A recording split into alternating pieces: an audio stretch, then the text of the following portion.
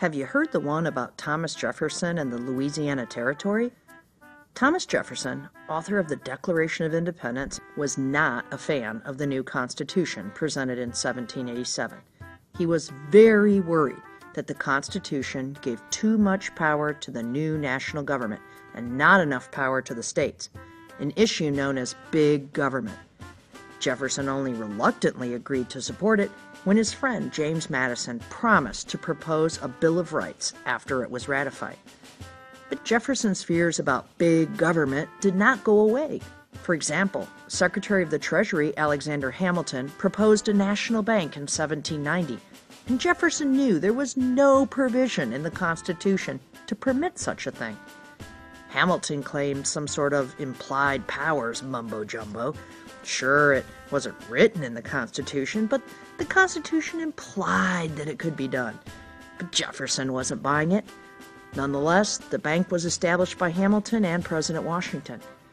When Jefferson was sworn in as president in 1801, he pledged to reduce the size and scope of the national government.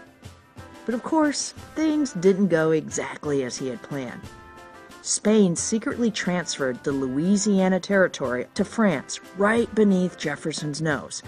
When Congress found out, they quickly began discussions with France to buy a piece of the territory along the Mississippi River for about $2 million. But there was one little problem.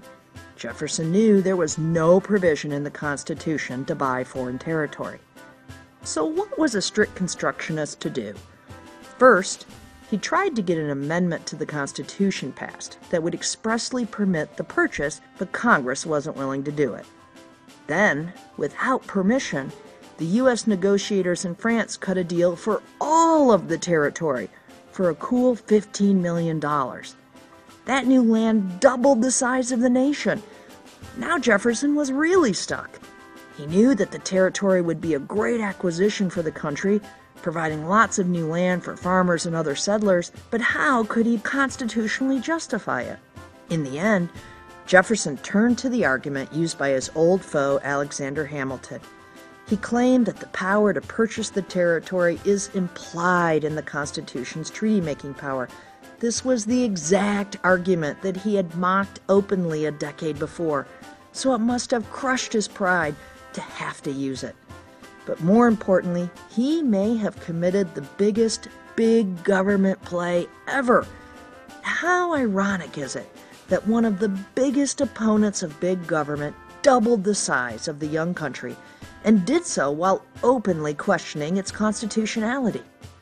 At $15 million, which is about 3 cents an acre, it has been called by many the greatest real estate deal in the history of the United States.